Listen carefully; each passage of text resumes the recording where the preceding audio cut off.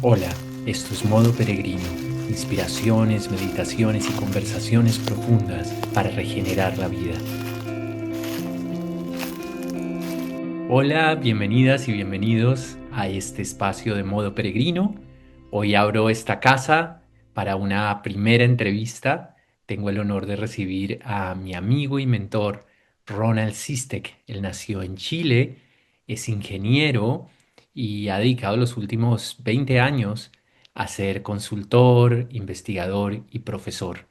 Es uno de los referentes iberoamericanos en el paradigma de la regeneración, fundador de la consultora Coherencia Organizacional, y se ha dedicado a investigar muchas áreas: la complejidad aplicada, las ciencias cognitivas, cómo los sistemas humanos colaboran entre sí, y ha acompañado organizaciones en Latinoamérica y en España.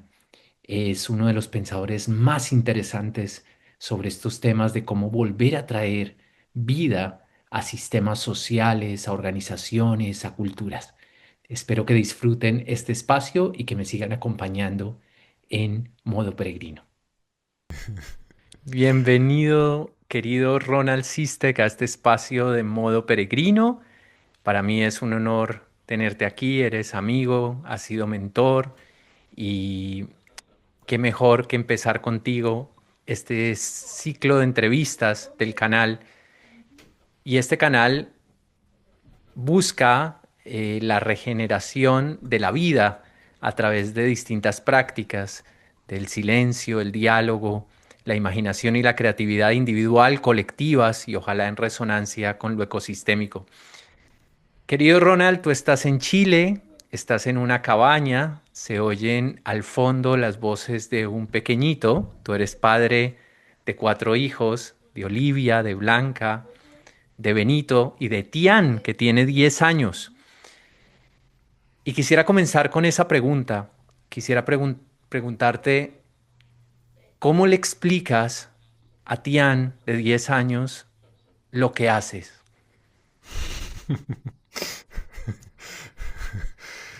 Eh, yo creo que es al que menos hay que explicarle. Como que viene ya como que yo creo que le voy a decir algo y me va a decir, papá, evidente, ¿no? Siento que pasa eso, como que en realidad nunca he tenido que explicarle mucho porque como que él en particular como que ha estado creciendo con una mamá y un papá que en realidad han pasado por varias transformaciones y probablemente están en este momento en una versión donde él respira un poco todo esto, ¿no? Todo esto que quizás vamos a hablar hoy día. Entonces, sí, me encanta porque siento que hay de muchas maneras eh,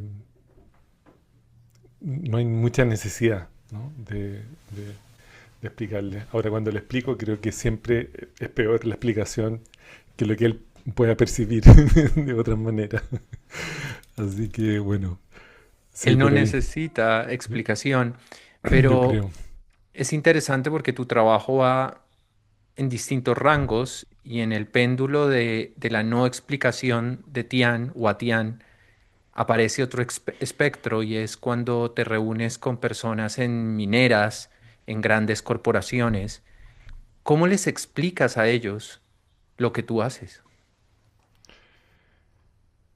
Bueno, ahí sí te puedo contar algunas cosas que sí, porque al final yo creo que uno desarrolla alta capacidad de estrategizar, ¿no?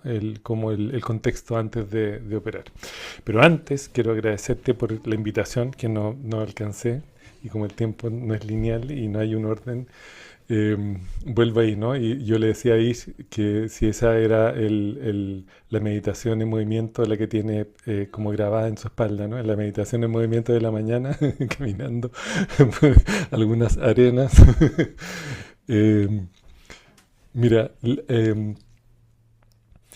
es súper interesante cuando la gente se mueve desde lugares de pensamiento más de razonamiento lógico y Y una cosa divertida, ¿no?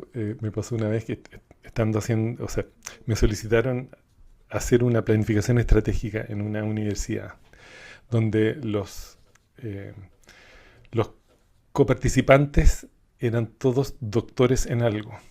Eran puros doctores, no de medicina, sino que doctores de doctorados y de postdoctorados. Y habían intentado hacer 3 veces una planificación estratégica y ellos no habían validado a la contraparte. Y bueno, y lo intentaron conmigo y, y fue para mí muy entretenido porque a mí me encanta la teoría también, igual que la práctica. Entonces nos pasamos una tarde entera hablando de cuáles eran las teorías que sostenían la planificación que íbamos a hacer. Y, y fue muy como chistoso porque terminamos hablando de teorías que no tenían nada que ver con la planificación, pero ellos requerían como aprobar intelectualmente a quienes tenían al frente, ¿no? Entonces, yo digo siempre que, que cada receptor requiere un lenguaje específico, ¿no? Y por eso es que yo pienso que que tiene 10 años, yo creo que hace sentido de otras maneras, ¿no es verdad? Entonces, claro, pero alguien con doctorado y postdoctorado requieren de un poco más de encuadre, literalmente encuadre, Mm.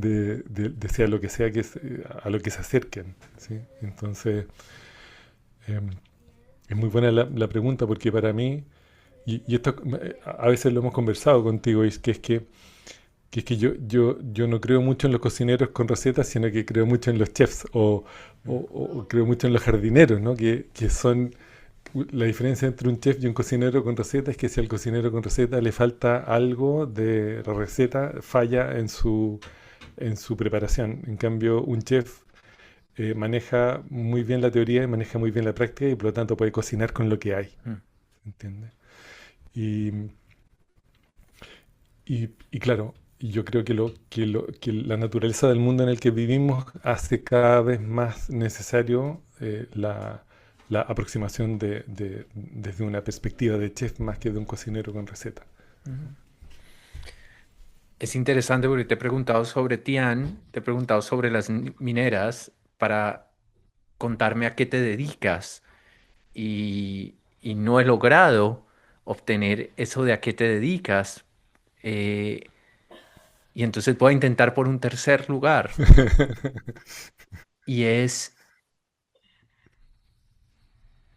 tú hablas de momentos de transformación y este canal tiene mucho de momentos de transformación. Dices que Tiana ha sido testigo de estos momentos de transformación, de estos cambios de piel. Y en los cambios de piel siempre hay momentos de desafío, de dolor, de preguntarse si lo que uno está haciendo es es lo que la parte más profunda de uno está pidiendo, o lo que la vida en su profundidad está pidiendo. En esos momentos de dolor, ¿qué te dices a ti mismo que es tu manera de estar en el mundo, tu modo peregrino de este mundo?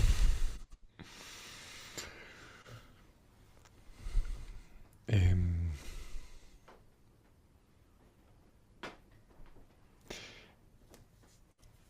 que- creo que creo que desarrollar la capacidad de estar ahí, ¿no? Con el dolor, que puede ser creo que ha sido al menos mi manera, ¿no? De enfrentar esos como periodos quizás de transformación.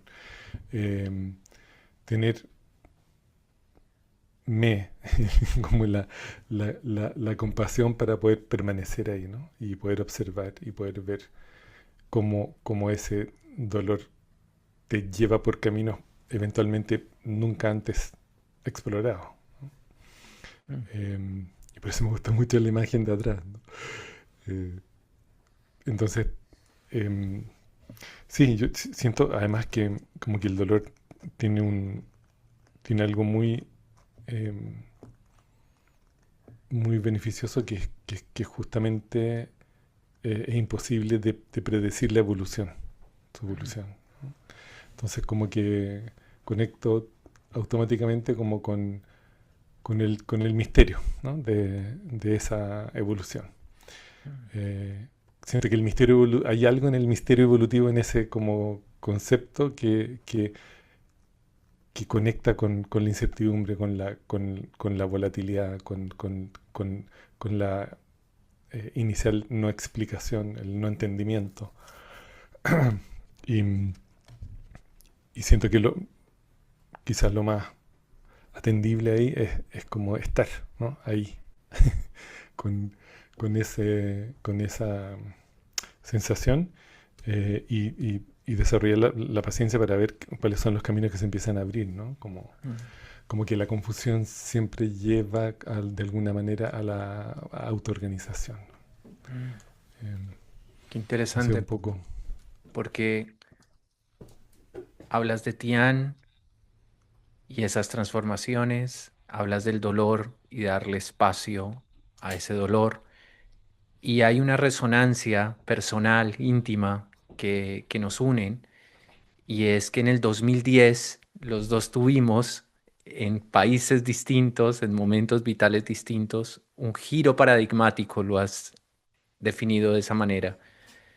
Em, ¿Qué pasó en ese momento? ¿Qué dolor aconteció y qué misterio evolutivo se manifestó?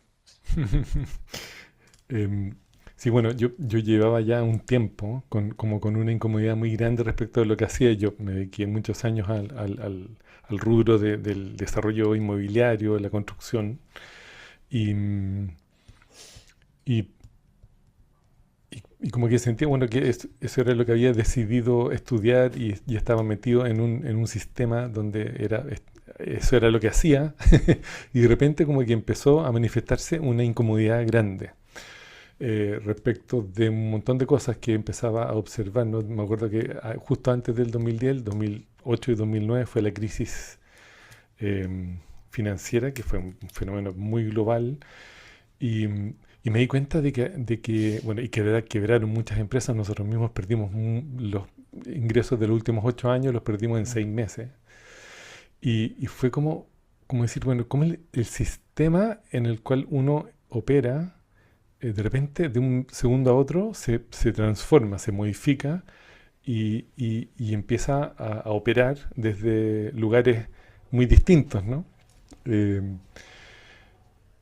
¿Dónde dónde está el verdadero apoyo en el sistema frente a una situación de crítica? ¿Dónde está como el...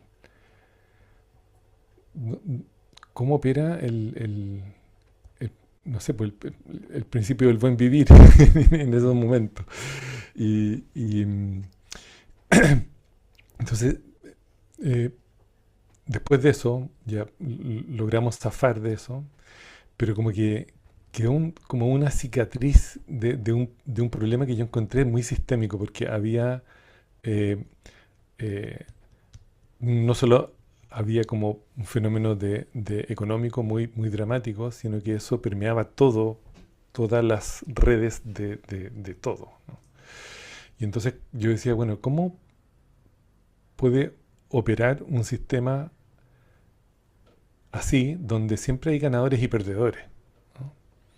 Y, y me acuerdo que ya había leído el libro de Cars, de los juegos finitos y de los juegos infinitos, y Mm. como que entendí a qué se refería él con un juego finito, ¿no?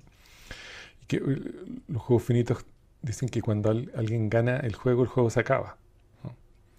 Y por lo tanto hay ganadores y perdedores. Y cuando los perdedores pierden sistemáticamente, ¿qué es lo que hacen? O sabotean el juego o se retiran del juego. Y todo eso estaba ocurriendo, ¿no? Em, y en el verano del 2010 me invitaron a estudiar permacultura. Mm. Y fuimos con mis niños, y éramos 60 personas, y el 2010 hubo un terremoto en Chile muy grande, el 27 de febrero del 2010 a las 3 de la mañana. Estábamos todos alojando en la mitad de un bosque, y, y ocurre el terremoto, y evidentemente los árboles empiezan a caerse, porque además el suelo era muy arenoso, y se escuchábamos cosas, Y fue muy gracioso porque estábamos en una carpa y yo estaba durmiendo con Benito. En 2010 todavía no nacía y yo dormía con Benito y mis dos niñitas al otro lado de la carpa. Era una carpa como larga, entonces tenía como dos dormitorios. Entonces yo prendí la linterna, les dije, las desperté porque estaban súper dormidas. Les dije, niñita, tenemos que levantarnos y salir de acá.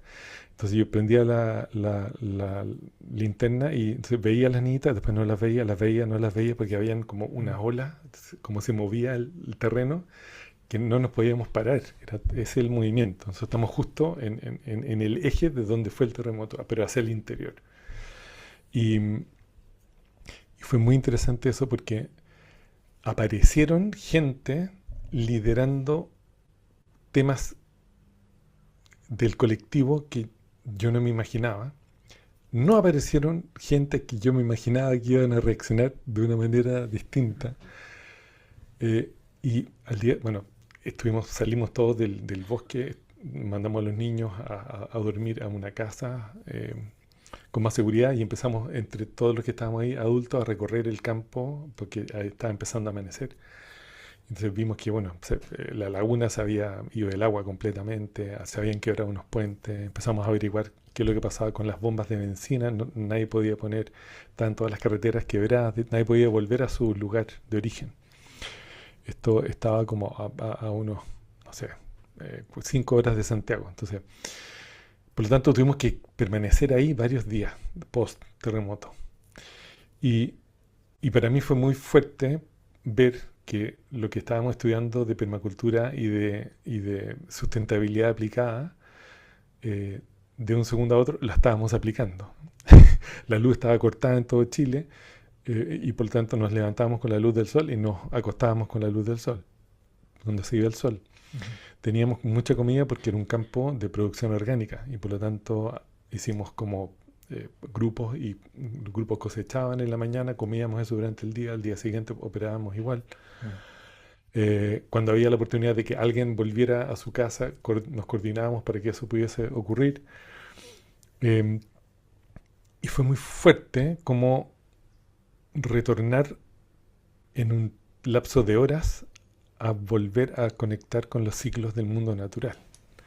Fue, fue muy fuerte. Entonces, y entender de que en realidad lo podíamos hacer. Teníamos agua porque teníamos agua de noria manual. Entonces nos faltaba agua, nos faltaba comida, luz, nos adecuamos a la luz del sol. Y, y el segundo día empezamos a presentar los trabajos en los cuales veníamos trabajando 2 semanas Mm. y como si no hubiera pasado nada. Fue como muy, muy fuerte. Entonces dije, acá hay algo, como que acá hay algo en múltiples como dominios, como el dominio de la resiliencia humana, el dominio de la resiliencia ecológica, el dominio de la coherencia funcional de un equipo de personas operando en una situación de crisis. La naturaleza de los estilos de liderazgo humano, que yo no entendía, no sabía nada de eso, nunca me sumergí en nada de eso.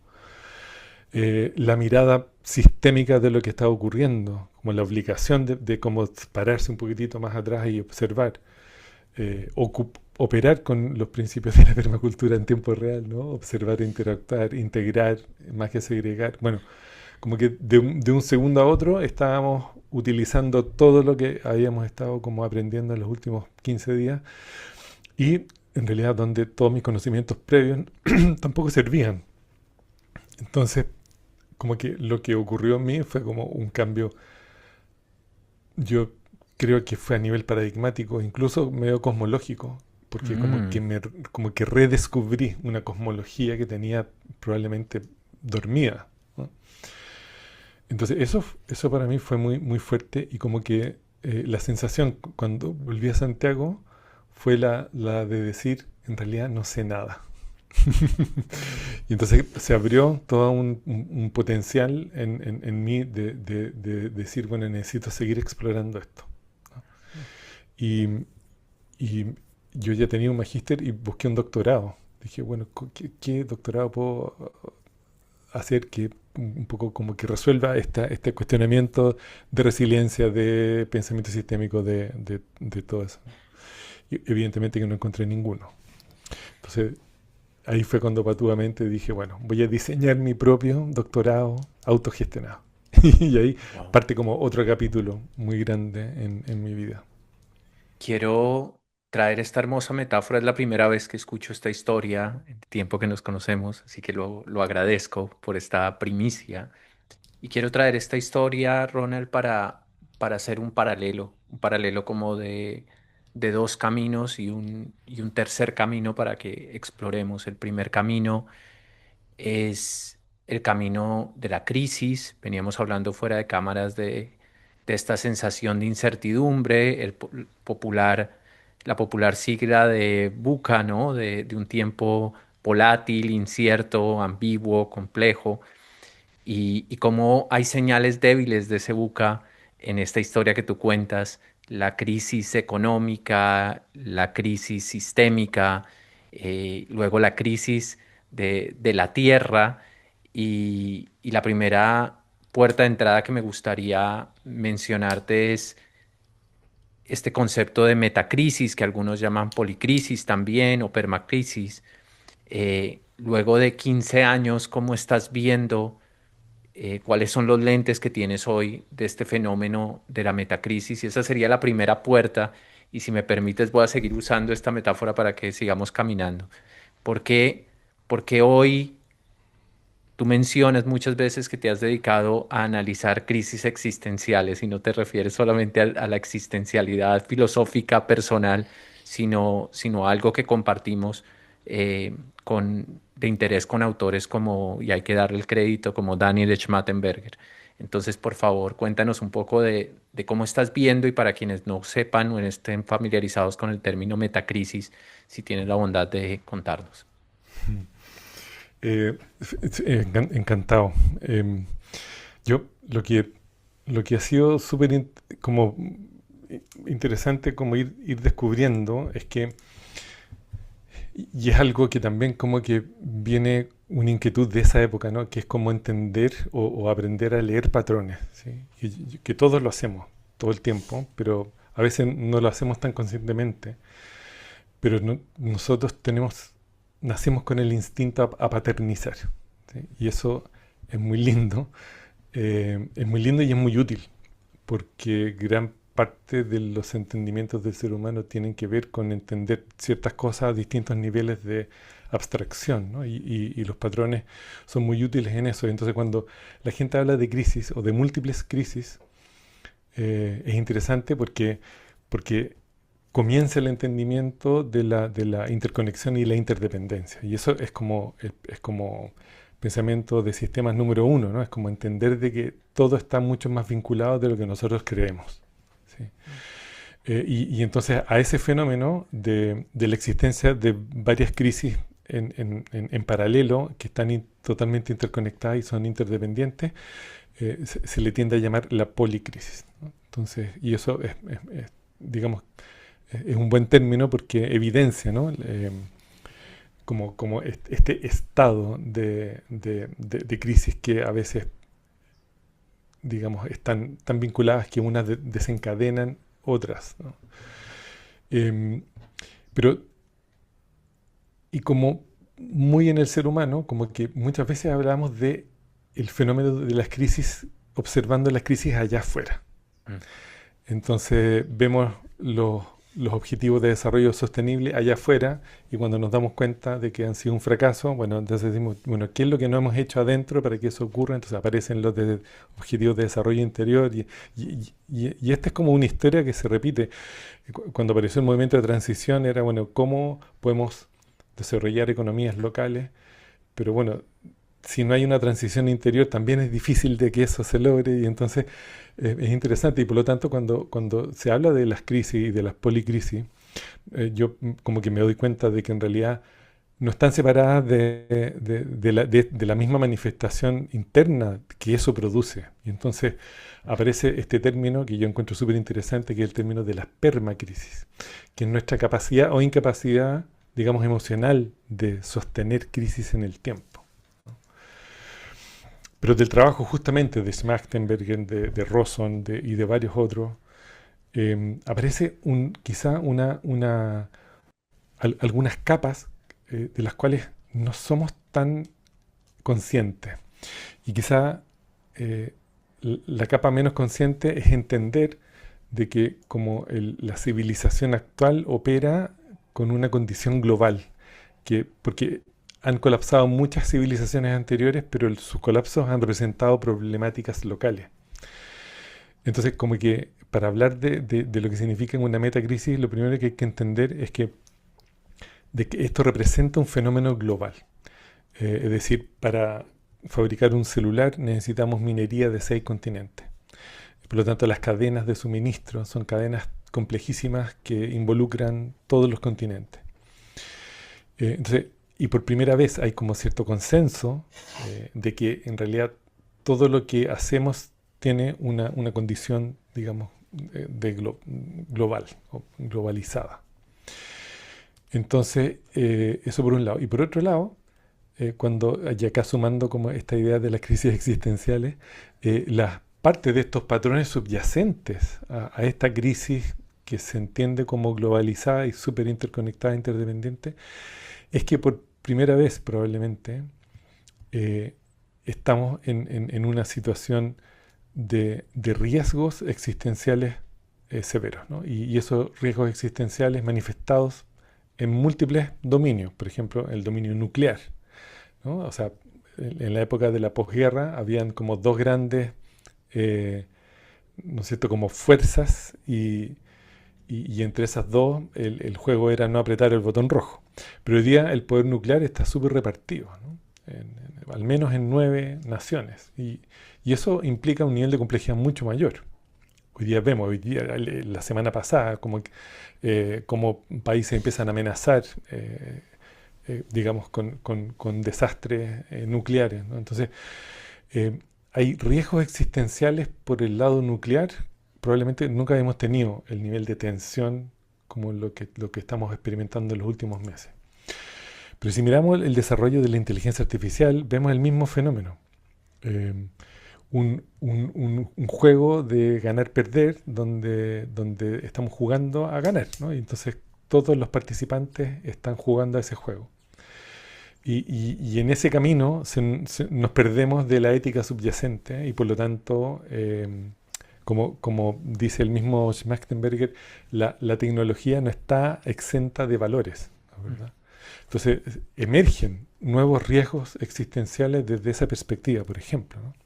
Y asimismo podemos hablar mucho de biotecnología, de nanotecnología con el mismo nivel de riesgo, ¿no? Entonces, lo que la metacrisis aporta, desde mi perspectiva al menos, es como entendiendo un mundo globalizado, un montón de capas subyacentes que ponen en peligro la existencia del ser humano sobre todo, porque en realidad la naturaleza en su capacidad infinita de inteligencia va a subsistir, como lo ha hecho en los últimos 4.000 millones de años. Mm. Entonces, es súper interesante cómo a esto, y esto a mí me parece muy acorde el nombre, ¿no? Como meta, es como ya una cosa que está como abrazada por algo que contiene muchas cosas que son de un entendimiento totalmente no lineal y de un nivel de incertidumbre probablemente como nunca habíamos experimentado.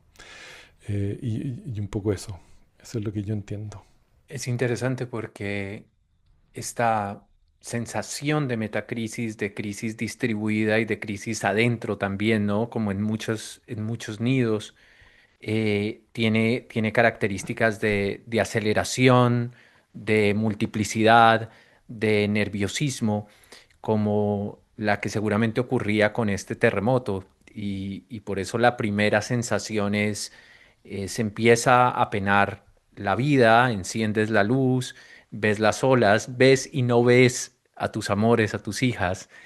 Y, y se me viene esta metáfora de la sensación de colapso y así como la puerta del colapso era real, porque ese suelo no era muy profundo, porque los árboles caían, porque no era posible regresar a casa, no era posible en esta metáfora regresar a lo que vivieron nuestros padres, nuestros abuelos. No es posible esa retrotopía, decía Zygmunt Bauman, ¿no? Como esta nostalgia. Pero sin embargo empiezas a salir de esa carpa, empiezan a observar nuevos liderazgos. Y es ahí donde quiero abrir la segunda puerta y es frente a esta metacrisis, cómo empieza a florecer este criterio de la regeneración. Cuéntame un poco tu viaje en la regeneración y de paso vamos definiéndola, vamos viendo influencias, porque eh, hay una particularidad de tu manera de pensar y de concebir la regeneración, y es que tienes muy claras las distinciones. Hoy la regeneración, o cada vez la regeneración está permeando más, pero hay quienes la ven como el paso siguiente a la sustentabilidad, o la sustentabilidad un poco adaptada. Hay quienes están viendo la regeneración como eh, una posibilidad de solo regeneración personal. Entonces me interesa mucho tu visión sobre la regeneración, y si pudieras también darnos algunos hitos de lo que has ido encontrando en este fenómeno de la regeneración.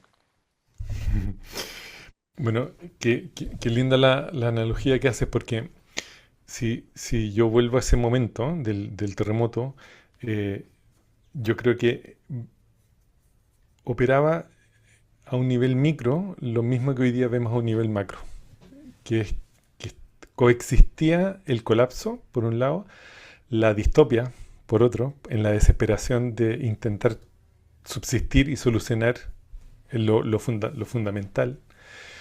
Y al mismo tiempo existía el fenómeno regenerativo, ¿no? Que implicaba esta vuelta a los ciclos, que implicaba la comida con densidad nutricional alta, a disposición, es decir, con sobreabundancia, ¿no? Entonces es muy interesante porque operan estos como tres grandes escenarios simultáneamente, que son los mismos tres escenarios que vemos operando hoy.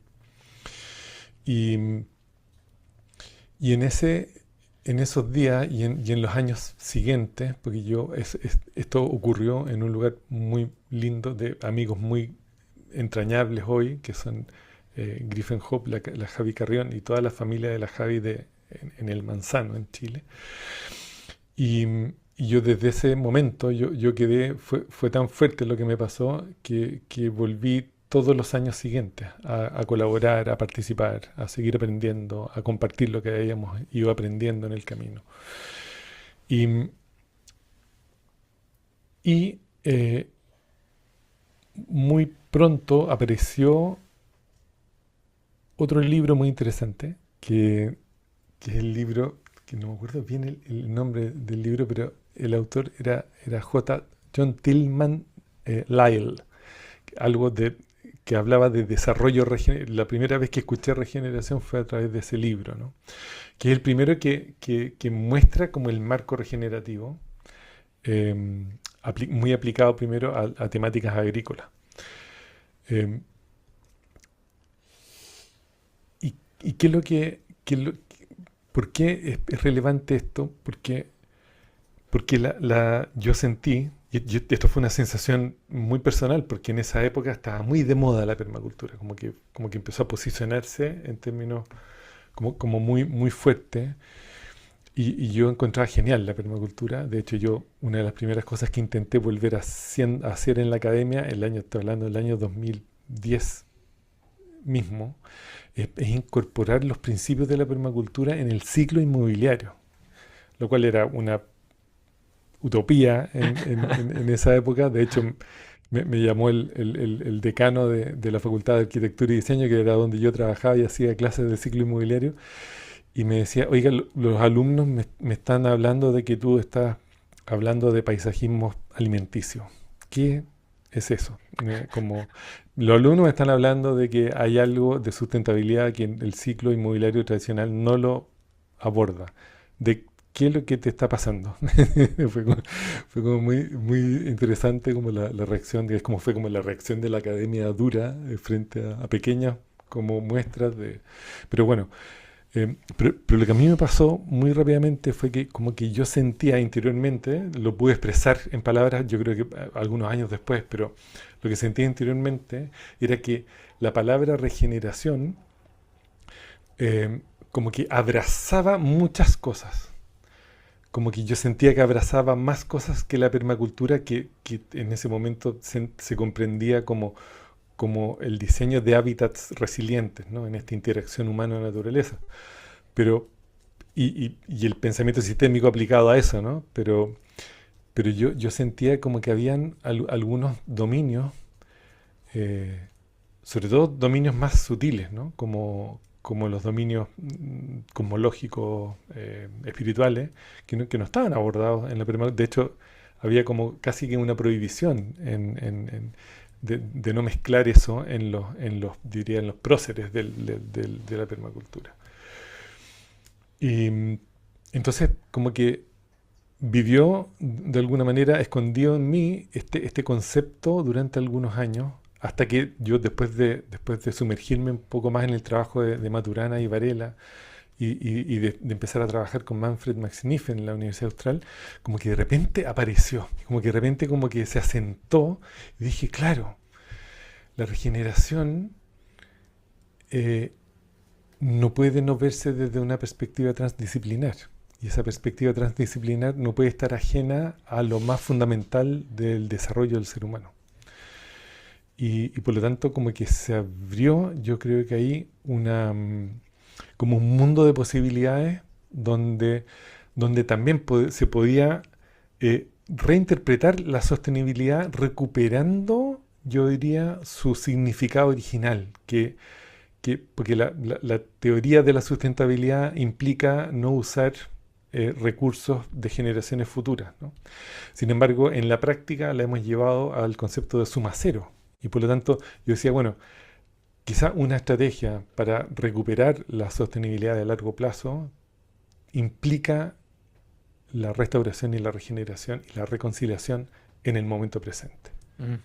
Entonces ahí aparece como todo un potencial, ¿no es verdad?, de trabajo en múltiples disciplinas, trayendo al momento presente todos los fenómenos asociados a esta idea regenerativa desde todas las perspectivas posibles. Mm. Entremos en esa última parte y esa era la tercera puerta que quería abrir con tu metáfora y es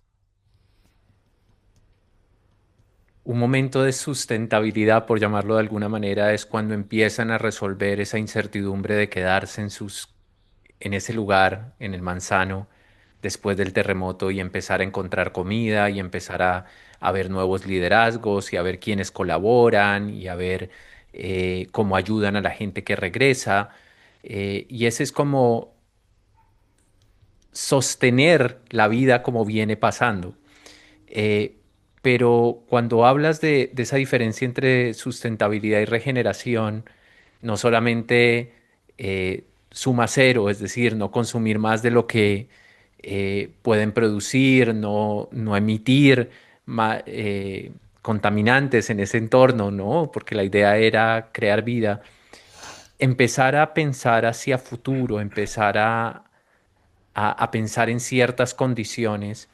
Y aquí traigo algo que tú nos has enseñado con tu modelo de regeneración organizacional, que son como indicadores de que se está haciendo trabajo regenerativo y son las condiciones de vitalidad, de integridad, de salud y belleza.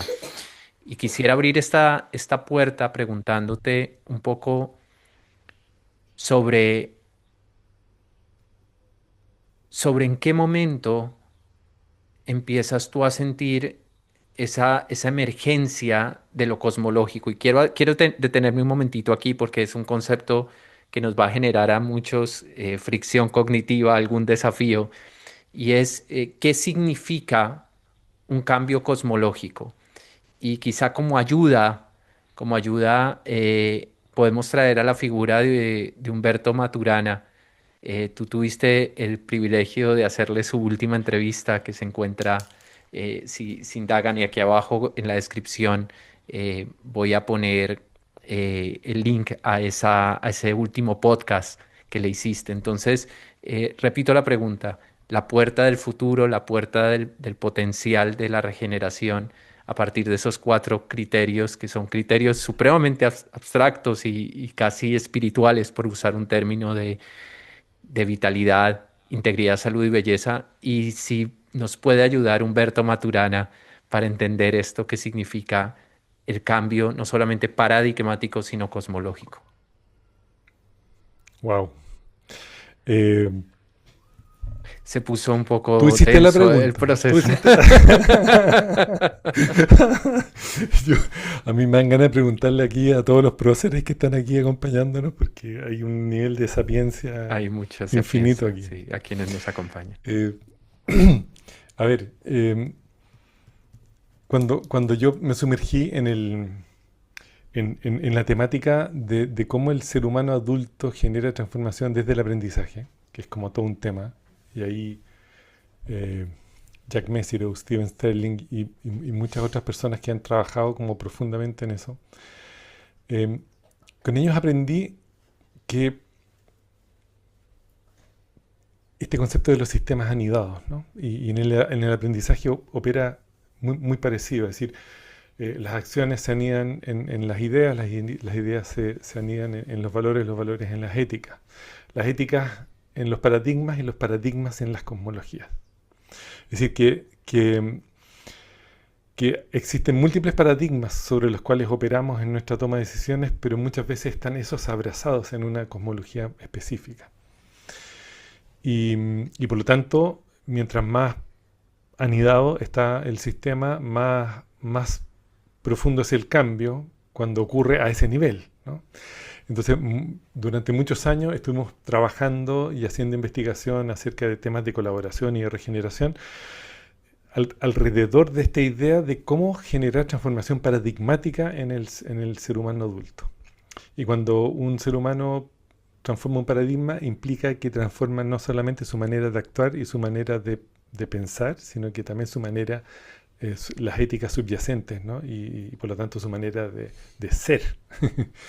Y esto es como cuando uno, yo digo que los niveles de paradigma y los niveles de cosmología es el equivalente a aprender un nuevo idioma.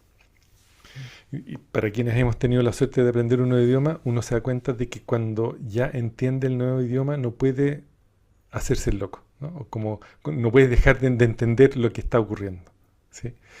Eh, y, y entonces, eh, lo que, ¿por qué parto de ahí? Porque yo siento que el patrón más fundamental del mundo natural tiene que ver con la creatividad, y la creatividad, gracias a Maturana y Varela, podemos no separarla el proceso de vivir del proceso de conocer.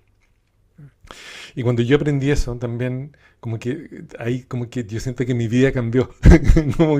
Como me cayeron múltiples fichas en múltiples dominios, de múltiples recuerdos, de cosas que como que siempre habían quedado como colgadas de una duda. Pero es distinto eso a cuando uno dice, bueno, si todo ser vivo conoce, eh, quiere decir que cuando uno conoce sobre el conocer, uno aprende, ¿no? Y de hecho, los cambios en el conocer implican aprendizaje. Por eso yo me peleo con la gente que habla de desaprendizaje, porque eso es propio de una máquina, no es propio de un ser vivo. Los seres vivos no pueden desaprender, solo pueden reaprender sobre el conocer previo. Y eso creo que tiene como un poder infinito, ¿no? Como entender que.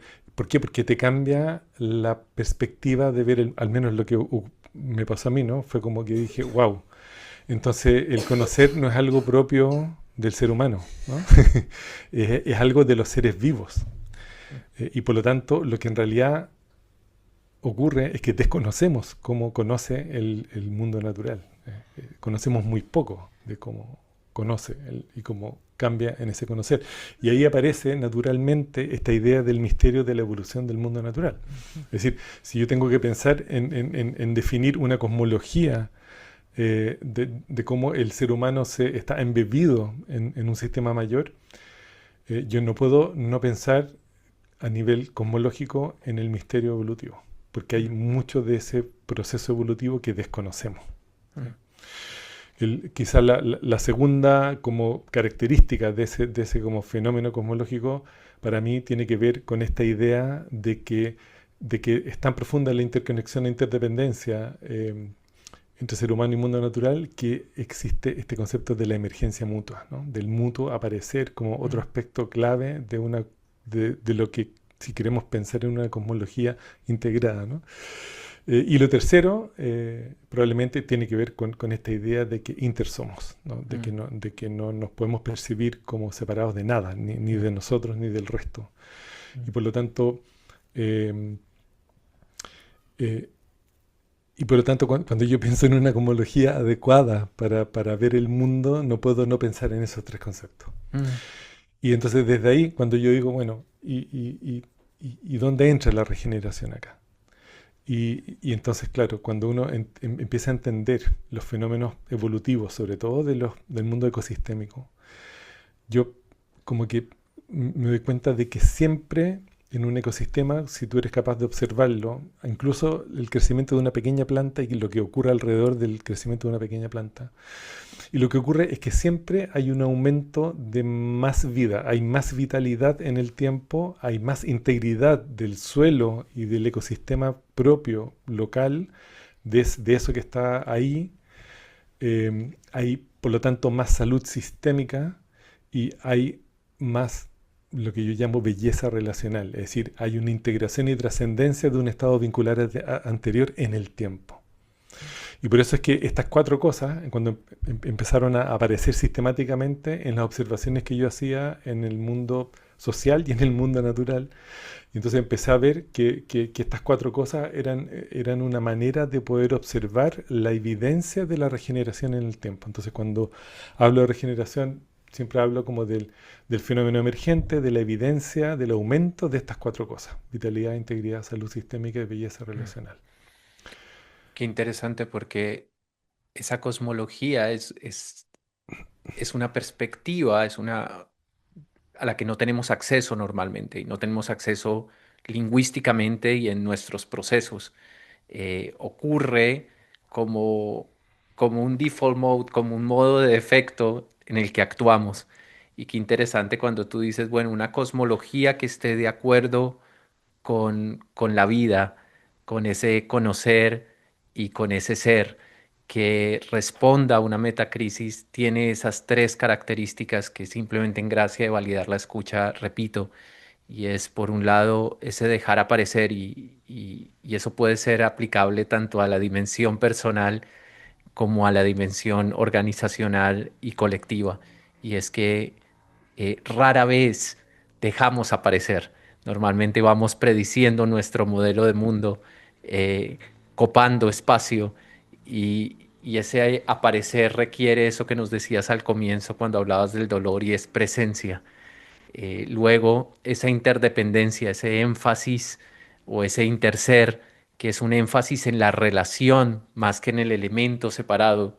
Y si pensamos en nuestra manera de operar hoy, pensamos en esa caparazón, en esa crisálida que somos individualmente y, y al otro como ese otro independiente, pero en realidad intersomos. Es en el vínculo y en la relación donde está la potencialidad de la emergencia. Y un tercero que creo que es una de las cosas más bellas porque no es solamente emergencia, sino emanación, que es esto del misterio evolutivo, ¿no? Es como si en ese despliegue, pensando en la metáfora de la mariposa, hay una emergencia de la oruga, de la crisálida, pero también hay una emanación, como un llamado de esas células imaginales a la mariposa que está en potencia, ¿no? Hay como si nos empujaran y a la vez nos recibieran del otro lado. Así que todo esto que ha sonado tan filosófico, ¿en qué momento empiezas tú a ver que esas condiciones de vitalidad, integridad, salud y belleza, estas condiciones del dejar aparecer, interser y misterio evolutivo, pueden ser llevadas a la empresa, a las organizaciones? Y, ¿Y qué has visto en estos 15 años de trabajo con organizaciones y en el tema de regeneración? Chuta. A ver, a mí siempre me gustó leer libros de management. Y, y los libros de management, y aquí los que me conocen se ríen porque es como una mini tensión que yo tengo, que es que muchos de ellos siempre hablan de casos de éxito en normalmente los mismos contextos, porque normalmente se estudian las mismas empresas que van creciendo y qué sé yo. Y entonces estudian los casos de éxito y de ello derivan una receta. Eso se llama teoría basada en prácticas, ¿no? En prácticas exitosas. Entonces se deriva teoría de casos de éxito. Y lo que ocurre es que muchas veces uno agarra esa estrategia, esa receta y la implementa en otro contexto y no funciona. Y me di cuenta después, hurgueteando también en la evidencia, de que cuando se estudian las empresas que no fueron exitosas en esos contextos de empresas exitosas, uno se da cuenta que las que no fueron exitosas hicieron la misma receta que las que fueron exitosas. Por lo tanto, el éxito no está en la receta, está en otras cosas. Otras cosas que pueden ser que en un mercado siempre hay empresas que prosperan y otras que no, en la naturaleza de la gestión, en capacidad de venta. O sea, hay miles de cosas que pueden fallar en una organización. Entonces, yo siempre me pregunté por qué esa tendencia a derivar teoría de casos de éxito. Sí, y en un momento dije, bueno, ¿y qué pasa si pensamos esto al revés? ¿Qué significa pensarlo al revés? ¿Qué pasa si logramos ubicar un sistema que haya sido exitoso en múltiples contextos y no solo en un contexto específico? Y donde haya un nivel de complejidad que en realidad nos cueste comprenderlo, ¿no? Y una y otra vez la respuesta era la naturaleza. Entonces, yo dije, ok, y si es que en vez de derivar teoría de casos de éxito, nosotros exploramos prácticas fundamentadas en teorías de esa naturaleza, y esa fue como la gran pregunta, ¿no? Que me hice yo creo que el año 2012. Y ahí como que se abrió otro mundo, ¿no? Porque volví a decir, bueno, en realidad no sé nada del mundo natural, además de haber hecho huerta durante algunos años. Pero no sé nada de los procesos, no sé nada de cómo funcionan los metabolismos de los sistemas, no sé cómo operan y evolucionan los ecosistemas. Y empecé a sumergirme en eso y me di cuenta de que todo eso lo describimos los seres humanos. O sea, todo lo que pasa en la naturaleza y todos los libros de ecología y de biología están descritos por el ser humano de acuerdo a una manera de pensar del ser humano. Entonces, una segunda pregunta que me hice fue, bueno, ¿y qué pasa si devolvemos esto que estamos describiendo en la naturaleza, se lo devolvemos a los campos sociales desde una perspectiva cognitiva?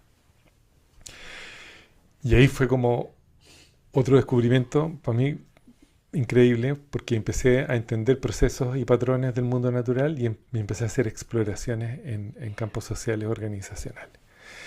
Mis primeras exploraciones para el año 2012, a fines del 2012. Y fue como creciendo el entendimiento y creciendo el interés en cómo operan los sistemas complejos, a tal punto de que quizá una de las inmersiones que más me ha gustado es como sumergirme como desde la mirada de los sistemas, por un lado en los sistemas complejos y por otro lado en la antropología, ¿no? Entonces, como cuando uno mezcla antropología con sistemas complejos, se abre como todo un mundo que ha sido muy poco explorado por el ser humano. Y entonces empiezan como que se empieza a armar un marco para poder hacer sentido de estos patrones y para poder intervenir en el mundo organizacional, como entendiendo la naturaleza del dolor en el mundo organizacional. Y entonces eso que quizás, que yo diría que es un complemento, que ha sido un complemento súper interesante en el marco de la regeneración organizacional, que es como a mí una de mis como deformaciones es que me encanta como guardar las narrativas de mis clientes, como las escribo y las guardo, las voy como coleccionando. Y cuando llegamos a coleccionar 2500, dije, bueno, acá hay mucha información, ¿cómo podemos graficar todo esto. Y del trabajo de un par de personas empecé a ver, bueno, qué dolores representaban temas de infraestructura organizacional, qué dolores representaban temas más bien del mundo social, del campo social, y qué otros representaban más bien cultura. Y después, bueno, cuáles tenían más que ver con el interior de la organización, cuáles más tenían que ver con el exterior y cuáles dónde se juntaban interior y exterior. Bueno, y con ayuda de inteligencia artificial logré graficar eso. Y entonces empecé a hacer análisis de narrativa y me di cuenta que aparecían 6 como grandes temáticas de dolores sistemáticos, ¿no? En nuestros clientes. Esto fue acumulación como de 9 años de trabajo organizacional. Y nos dimos cuenta que la estrategia, la estructura, la gobernanza, los estilos de liderazgo, los procesos y los patrones de comunicación eran 6 lugares tremendamente interconectados que representaban dolores en distintos momentos organizacionales. Entonces empecé a mezclar esto, que le llamé los puntos de acupuntura de entrada al mundo organizacional, mezclarlo con esta idea de que toda organización, cuando lo observamos como un organismo vivo, vemos que tiene un metabolismo, y ese metabolismo opera anabólicamente hacia el interior o catabólicamente hacia el exterior. Entonces como que se abrieron 2 grandes como lugares de observación, que son esta parte porque cuando uno observa la Tierra en su totalidad se da cuenta que es un gran metabolismo, ¿no? Pero cuando le haces un doble clic a una ciudad, tú te das cuenta que también la puedes observar como si fuera un metabolismo. Y si esto lo llevas al mundo organizacional, ocurre lo mismo. Y entonces, como un gran momento de ajá para mí fue cuando logré hacer una correlación entre qué ocurría en una organización para que aumentara la resiliencia y para que aumentara la coherencia, que son 2 como grandes principios también regenerativos. Y me di cuenta que cuando uno trabajaba el metabolismo anabólico hacia el interior, aumentaba la resiliencia. Y cuando uno trabajaba el metabolismo catabólico en la vinculación de la organización con su contexto, aumentaba la coherencia. Y si a esto le poníamos un paraguas regenerativo, podíamos ir evidenciando el aumento de vitalidad, integridad, salud y belleza relacional en el tiempo. Y de ahí nace un poco esta manera de abordar las organizaciones desde una mirada de regenerativa. Wow. Yo simplemente quiero hacer una mención. Ronald acaba de resumir en 9 minutos aproximadamente 13 años de trabajo y un modelo que tiene una altísima complejidad. Y solo para intentar validar la escucha e invitar a las personas a investigar más su modelo, esto es un marco para hacer sentido. Es como si ustedes en sus vidas dieran varios pasos hacia atrás y se sentaran a esperar a que pasara un poco la película del pasado, pero sobre todo el presente, de todas las líneas de su vida. Y él habla entonces de la infraestructura, él habla entonces de los procesos de la organización y él habla de la cultura de la organización, pero también qué pasa hacia adentro, qué pasa hacia afuera, qué le duele a la organización y las distintas eh, maneras de expresar esa organización que podrían ser también aplicadas, y eso me encanta, no solamente son las empresas, sino son las culturas, pero yo se lo comentaba a Ronald en alguna oportunidad hace años, tomé un retiro y me llevé a mi retiro eh, este, este modelo para ver cuál era mi metabolismo interno, mis tensiones, mis polaridades, mis creatividades, pero también cómo estaba mi comunicación, cómo estaba mi liderazgo, cómo estaba la estrategia, las estructuras. Y fue fascinante tener ese mapa al frente.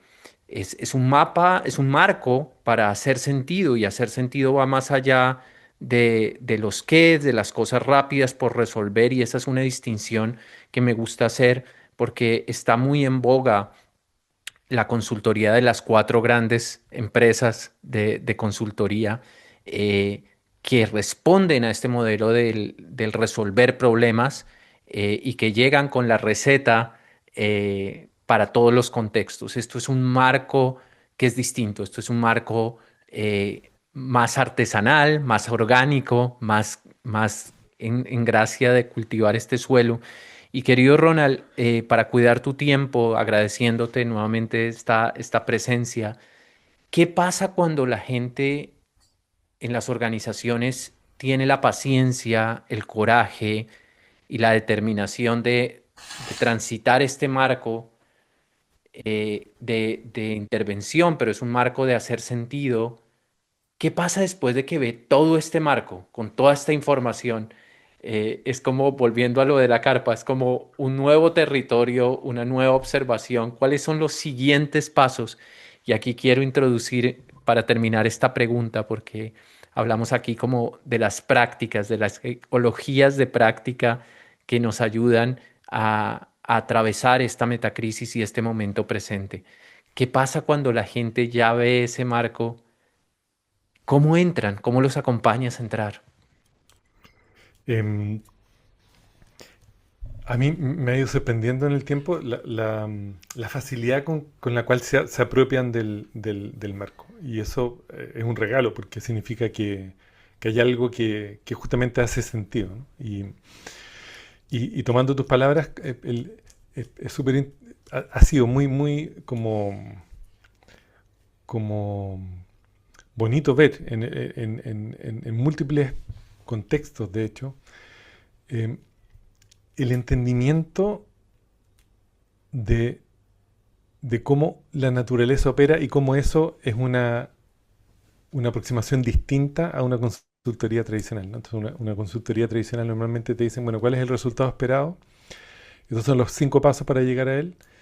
Y lo que pasa normalmente es que al segundo paso ya el contexto cambia o el equipo cambia y el tercero ya no es factible y el cuarto ya es un disparate, ¿verdad?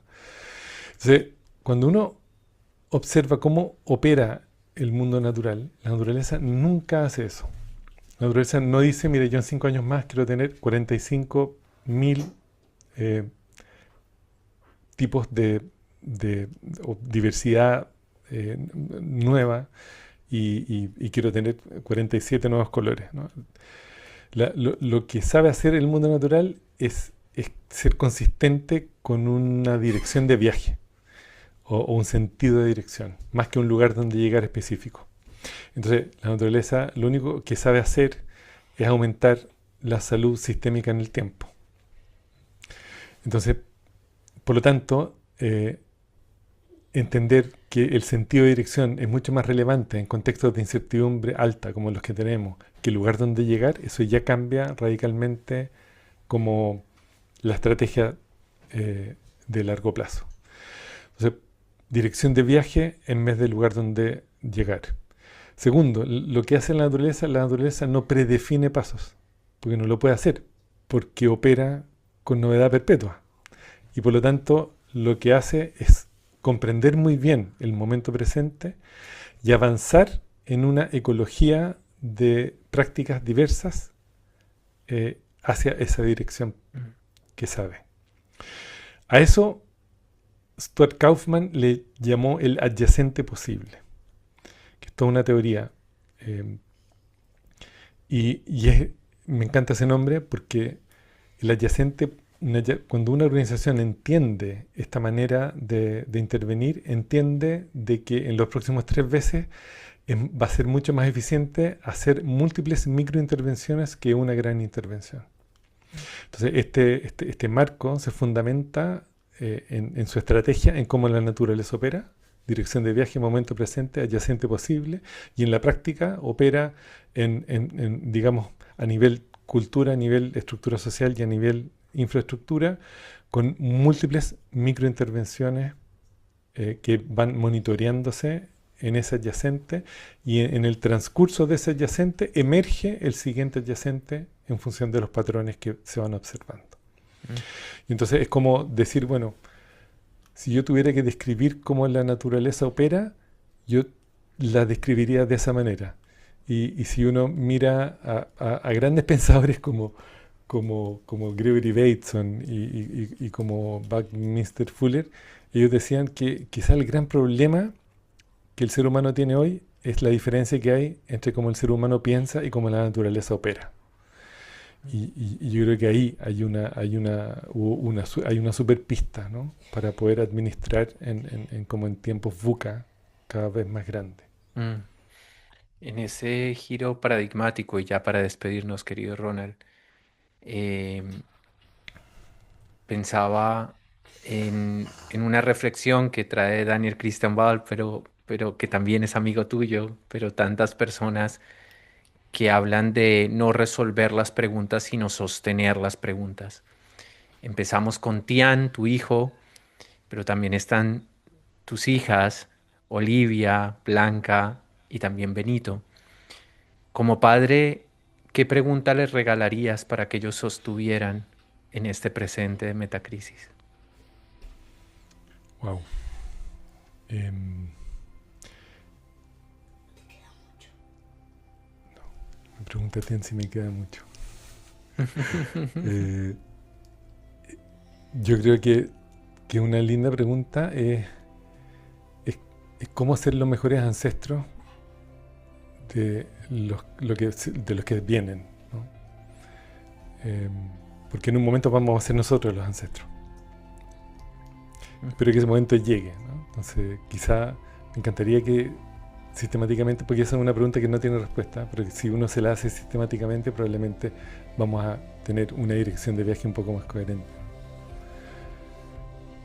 Querido Ronald, honro este espacio, honro nuestra amistad y honro tu camino. Larga y buena vida para ti. Gracias, Igualmente, querido. querido, muchas gracias a ti por la invitación. Ha sido una hemorragia de estar y con esta gente amada que tenemos aquí acompañándonos. Y nada, y muy feliz de seguir caminando contigo, con Nata y con tantos otros en esta mirada regenerativa.